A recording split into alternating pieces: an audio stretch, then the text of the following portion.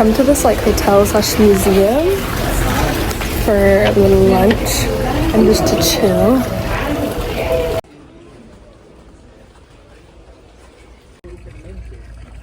Lunch today is a sandwich that I got from the place I'm volunteering at.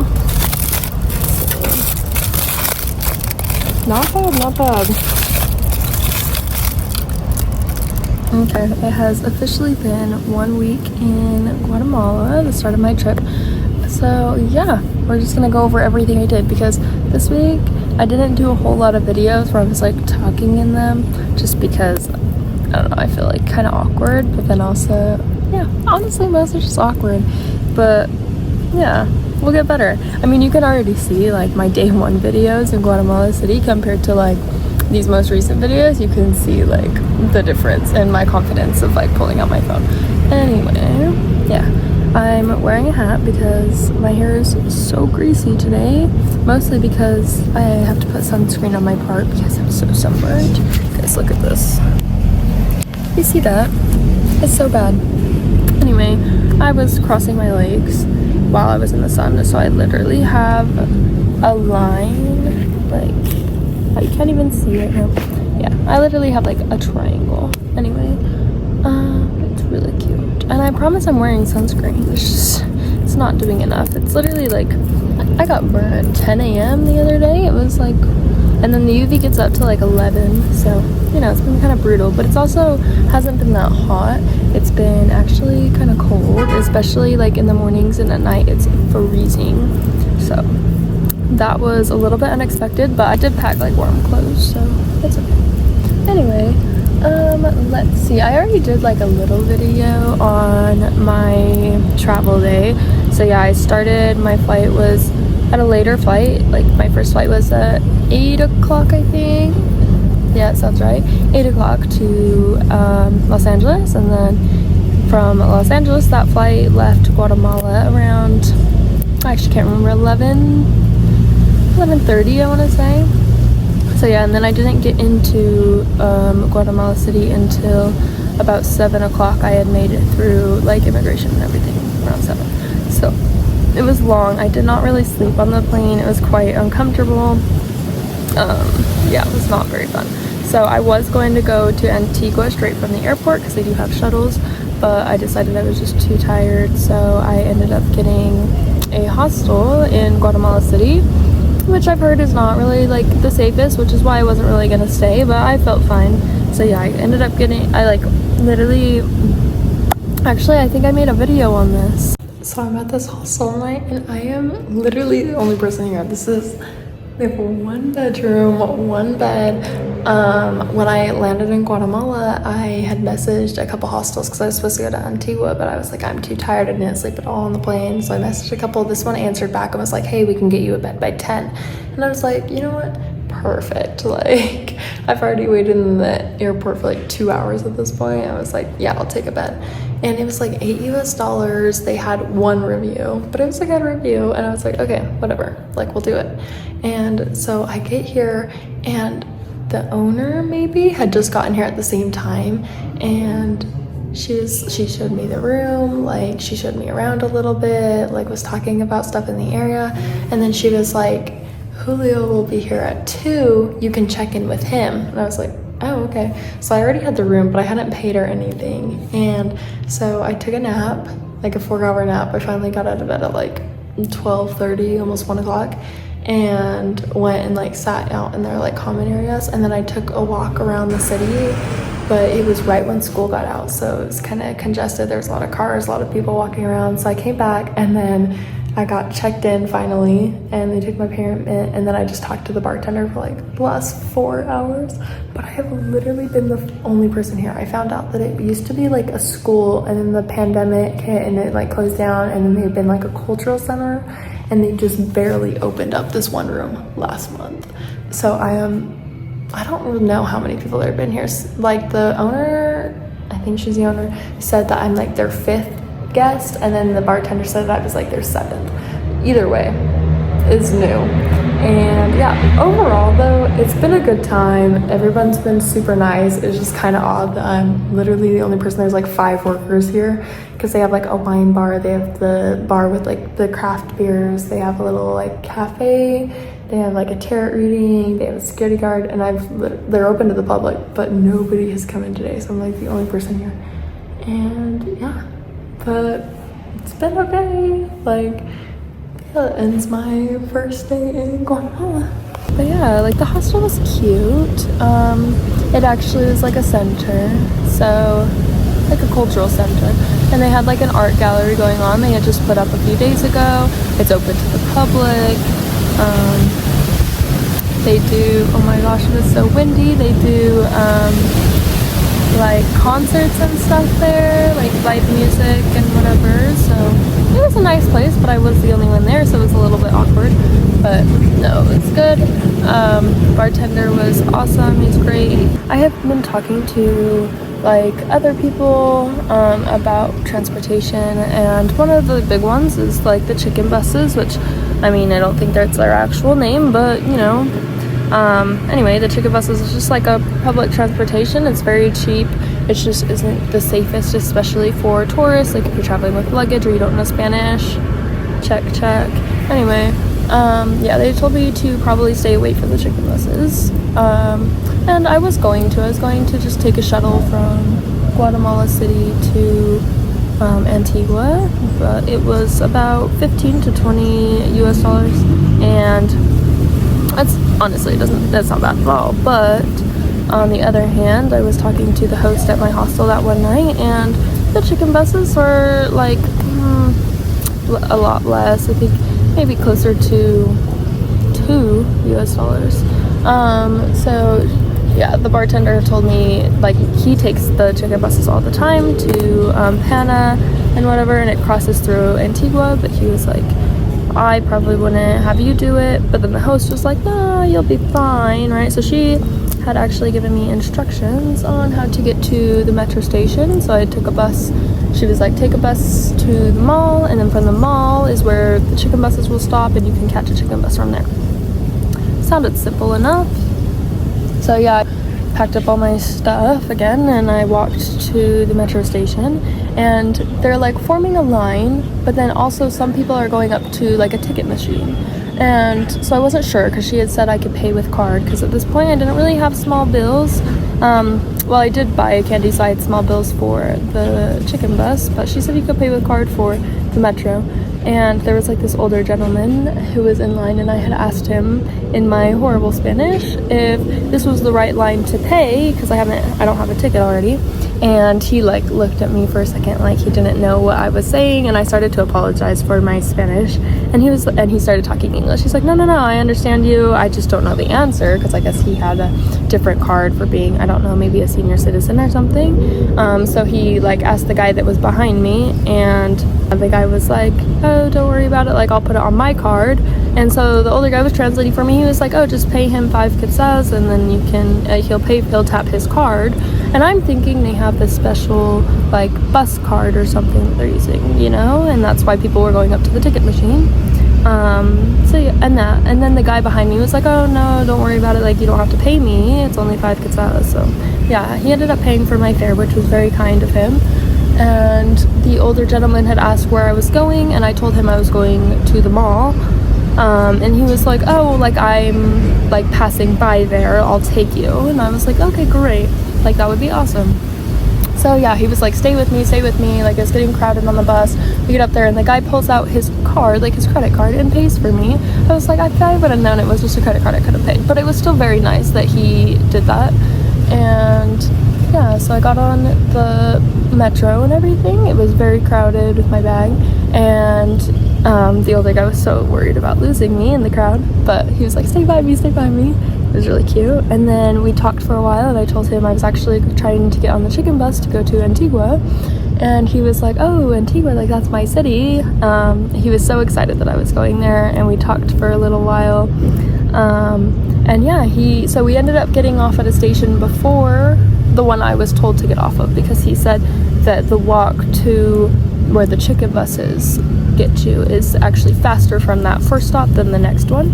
So we got off there and he walked me all the way through and around the city to the bus station, which was so complicated. I definitely don't think I would have made it by myself, if I'm being honest. So thank you, Jose, because I would have been screwed. And he was so worried about me getting lost or scammed, mostly scammed, because they love to add that tourist tax. So he was like telling me all the tips, and he's like, you hold that like 20 quetzals in your hand and that's what you give them, and if they ask for something for the backpack you can give them 5 more and that's it. He was like, don't give them any more, like if they ask for it just say no. So yeah, it ended up being okay. Like we made it to the station, he flagged down the bus for me and he gave me a hug goodbye, and yeah, that was all. But yeah, so I got on the chicken bus and it wasn't very crowded, it was fine. I was on it for maybe 30 minutes when the guy came by to collect fare for everybody. I was the last person he got money from, and he like took the 20 and that was fine. So yeah, it was okay. And I got to keep my bag with me. Some of them they have it put on the roof, but I actually got to keep my bag, so that was really nice as well. It was about, I want to say, an hour and a half ride to Antigua. We did make quite a few stops. It was so crazy though, like the driving is crazy, and then yeah, all of it. But yeah, so we made it to Antigua just fine. I wasn't quite sure like which stop was gonna be like the closest to my hostel, but the one I was looking at, that I was thinking would be, everybody got off at that stop. There was literally nobody on the bus, so I was like, hey, this is where I'm getting off. Even if it's not my stop, I'm getting off because I'm not gonna be the only one on the bus. So yeah, I got off, and it was about a 15-minute walk to my hostel, so I walked with all my bags. But it was fine, and then I made it to my hostel. It was a quieter hostel. Yeah, it wasn't a very social one, but it was the cheapest one I could find because I was getting there literally on a Friday, so prices were not lovely, but yeah. So this wasn't a very social hostel. I did talk to a couple people. They were about to do the Acatenango volcano hike. So yeah, we talked a little bit about their travels, and then I just kind of chilled at the hostel for a little while, and then that night I went out with a bunch of travelers that I messaged through Hostel World. They were all going to dinner, so I decided to tag along, and there was about 8 of us that went out to dinner. It was a more expensive meal, but it was still good. It was a good time, and then went out for drinks afterwards. They all wanted to go to El Barrio after, but me and another girl were only filling it, and we actually were hostel neighbors, so we decided to just walk back together since it was already getting late. So yeah, it was pretty chill. Then let's see, the next day I had to get a different hostel because that one was sold out for the second night. Even if it wasn't though, I wouldn't have stayed another night. I felt literally every spring in that bed. It was very uncomfortable. There was no curtains around the bed, so not much privacy. There was only one bathroom for the shared room to use. And yeah, it just wasn't the best. It was a good location. It was right in like the center of things, but not the best. Anyway, so then afterwards I got a different hostel, but this one was like 25 minutes outside of the city center. So I ended up walking out there. Yeah, there was a bunch of signs on my way into the neighborhood about dangerous dogs, like caution, like stray dogs and everything. And I did read on a review a few months ago, this is a while ago, that a girl actually did get attacked by a dog there. So I was, a little hesitant, but it was okay. I did see some strays, but they were all friendly. One of them had a whole litter of puppies, and I actually watched this girl pull off the road and feed them. So, they were friendly enough. And I got to the hostel, and yeah, when I got there, the host actually opened the door for me, and she started talking to me in Spanish. I was answering back. She was asking about a reservation and everything, and then she told me to wait because she was helping a different girl, and I was like, okay, that's fine. So she goes to help the girl, and she's talking in English to her, so I know she speaks English. She comes back to me and she starts talking Spanish again, which was great because usually the first, I don't know, every time I go talk to somebody for the first time, they immediately switch to English if they know it.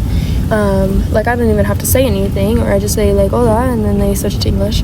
So it was really nice that she stayed in Spanish for me. And then we're going through the whole process of getting checked in, and she's on her calculator calculating how much I still owe, and she goes to turn it towards me to say the number, and then she stops and she's like, hablas español? And I was like, sí, un poco, like a little bit, you know, and but it was just so funny. This is like 10 minutes into our conversation, and she's just now asking if I know Spanish, and she asked if we can keep speaking in Spanish because her English isn't very good. It's a lie. I just heard her English was fine, but I was like, sure, why not? But then she started talking so fast, and I had no clue what she was saying. She started giving me a tour of the place, and I mean, I understood enough of it, and I was able to ask my questions in Spanish, but there was so much that I wasn't following because they were words I didn't know, or she was just talking really fast. Anyway, so I got to my room. I think it was about 10 to 12 beds in that room, and they did have curtains this time, but they didn't have like any storage area, so everybody's bags were just all over the room. It was very messy. But we had our like bathroom in the room, and then there's other bathrooms outside, so it was nicer. They had like hammocks and everything outside. They had a terrace you can go sit on with like a jacuzzi and a bar. Neither of those were open at the time, but yeah, they did different events, cooking classes, yoga, stuff like that. So it was a nice hostel. So I chilled for a while. Oh, they had a bunny. They had a cute little bunny, and I didn't get his name, but I also went into town to get me some food. I got a really yummy smoothie and then some type of croissant. I don't know what it was. The girl just recommended it, but it was very good. Yeah. And then I was up on the terrace, just chilling that day because, I mean, usually when I'm traveling, I'm like, okay, let's go see everything. But because I'm going to be in Antigua alone just for like a few weeks, and it's small, I feel like I don't need to rush everything, and I don't want to do everything the first week and then be bored. So yeah, I just decided to chill. And there was another guy up there suntanning, and he started talking to me in Spanish. And he like had asked me like where I learned it. He was like, it's very good, and I was like, you're lying, like my Spanish is not very good. Anyway, but yeah, he like talked to me for a while, and he ended up getting my number so we could message. But he was like, you could only text me in Spanish because you need to learn. And it was very nice. He would like correct me if I said something wrong, or if I conjugated my verbs wrong, he would politely correct me and everything and help me, so it was nice. And then afterwards I went out for dinner. I went to this small little spot that had great reviews on Google. It was like an empanada spot, and when I got there was literally nobody inside except the guy that worked there. And so I asked them, like, I was like, are you open? And he was like, yeah, come in. He gave me a menu and we talked for a while, and he was like, your Spanish is very good, like, where are you from? I was like, oh no, it's not, but I'm from the United States. And he was like, no, it's pretty good. Like, so we talked for a while. I ordered some empanadas. He recommended the Italian one, and then I also got a chicken one. And yeah, he made them like right there in front of you, and it was very nice. He talked with me for a while. There was like a lot of times where I didn't know what he was saying, but we made it through and we talked. And then another guy came in, an older gentleman from, I think he said England. I can't remember. But yeah, so we talked for a little while. Afterwards, a big group of people came in to eat. And the worker, he's young. He's like 20 years old. And he's like running the place with a friend. And he like looked at me with like a huge smile, and I don't know the exact words he used, and I don't know how to translate it to English, but basically he was saying that I was good, like, fortune, I guess, and I was bringing people in, because like they were seeing me in there, so they decided to come in as well.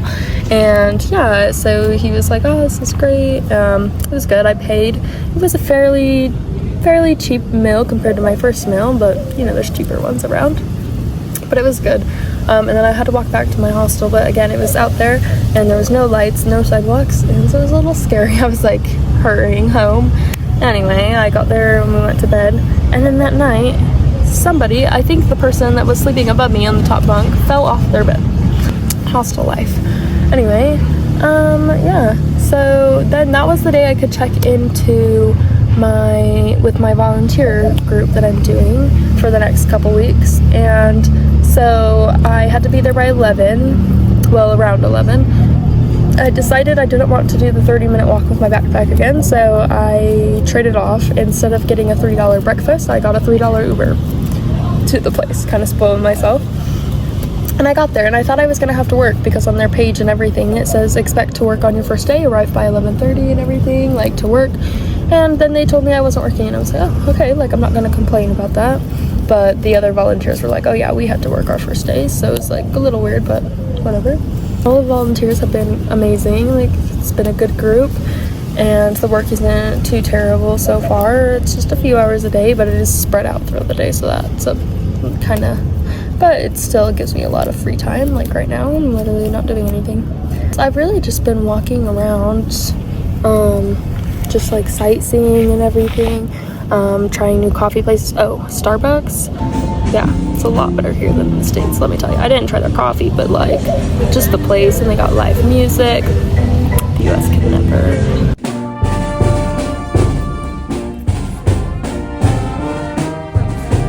I went to one of my first days here at the volunteer place. I went to El Mercado to get some food because I can't eat out all the time. It's too expensive. So I went and got some fruits and everything, and then the next day I went to the store to get some just like rice, tortillas, eggs, stuff like that I didn't get at El Mercado. Yeah. El Mercado is very, how do I put this? It's very chaotic. There's a lot going on, a lot of different vendors. It's like a whole maze to get in and out. I was just kind of walking in circles, I feel like, but no, it was good. You can get a little bit lower prices on like your fruits and vegetables and stuff, some cheap meals as well. They do have a thrift there that I want to go look at because I want some different clothes already. Literally just got here, but yeah, so it's been good. Let's see. I went to a museum with one of the volunteers and we walked around. It was really pretty, actually. We took like a bajillion photos, and I think I got maybe 3 good ones, or like semi-good ones. But it was a very cute place. And then there was a family there that she had offered to take a photo for. And as we were walking away, they're like, you know, and they're like, come back, like, and they wanted a picture with us, so we got a picture with them as well. It was kind of fun.